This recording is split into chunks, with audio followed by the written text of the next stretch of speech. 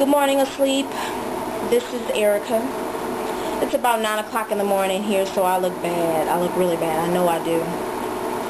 But I felt like if I was going to answer your question, if I was going to tackle this topic, that I needed not tackle it with vanity.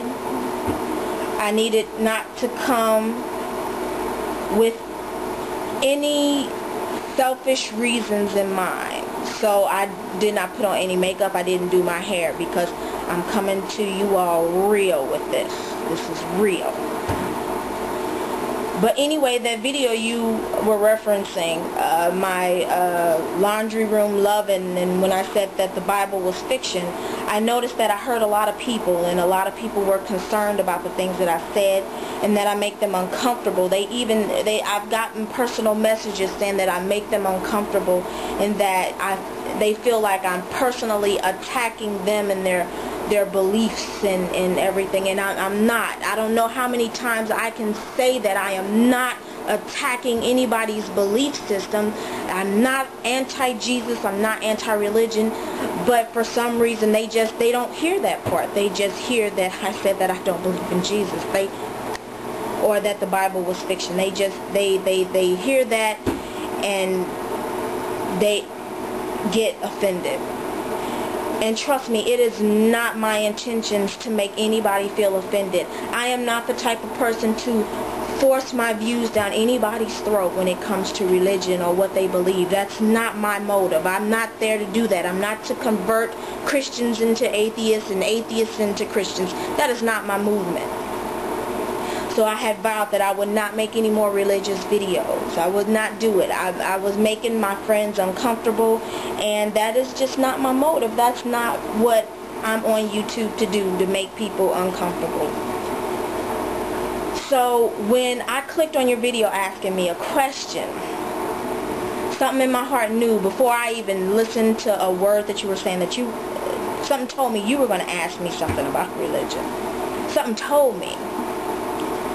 And because I love and respect you and I love this game, I want to play this game. I'm going to answer the question. And I'm going to answer it as honestly as I can without offending anybody. Your question to me was, Erika, what would you say to Jesus if you ever had the chance to meet him? What would your conversation be like? And Asleep, this is what my conversation with Jesus would be like. Hi Jesus, my name is Erika. It's finally good to meet you. It's finally good to feel your presence and to see you standing before me. It's good to see a physical being put a face behind a name. It's good to have you here with me. Because when I was out in the world, I don't think you were with me. I did not feel your presence. I did not believe you were there. So this is good, Jesus. I'm glad to finally see you. I just want you to know that I respect the church and I respect religion. Hell, I even grew up in the church.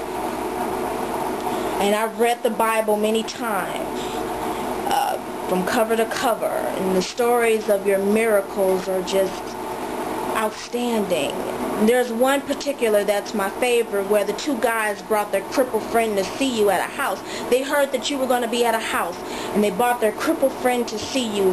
And when they got to the house, the line was long because so many people needed to be cured and so many people needed to be saved, and they all came to see you.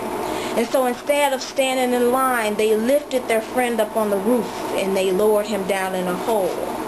And he came before you with a sick body and you healed him. Although he jumped in front of thousands of people who needed healing also, you healed him. That's beautiful. But for some reason, Jesus, I think that your miracles only blossomed in the Bible. Because out in the real world, not too many miracles are going on.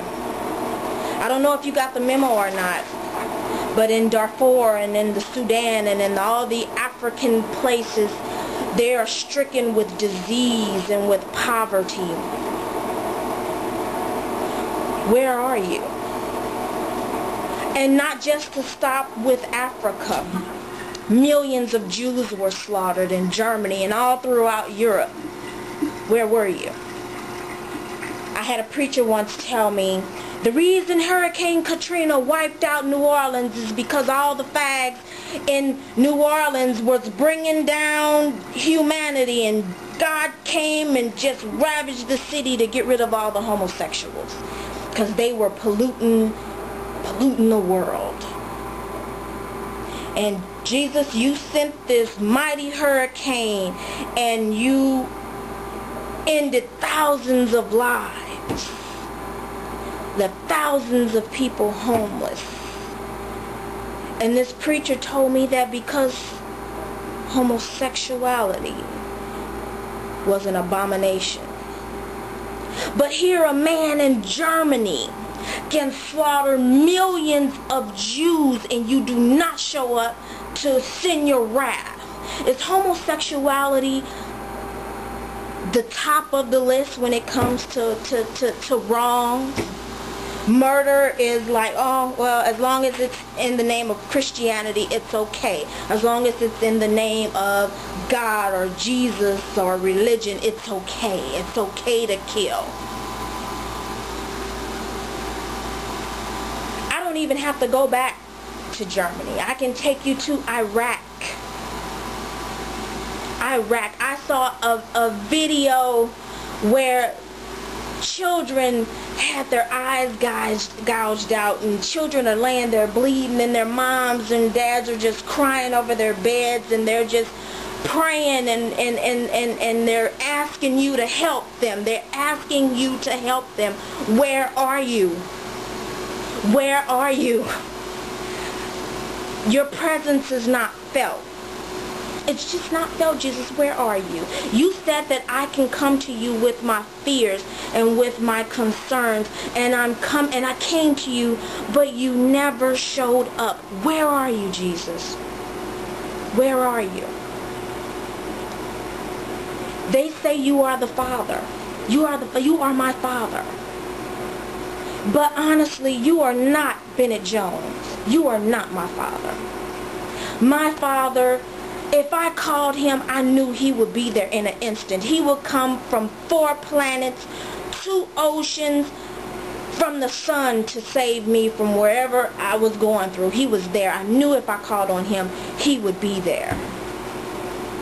But I'll call on you and nothing. So I don't know, Jesus. No disrespect. But where are you? Where are you?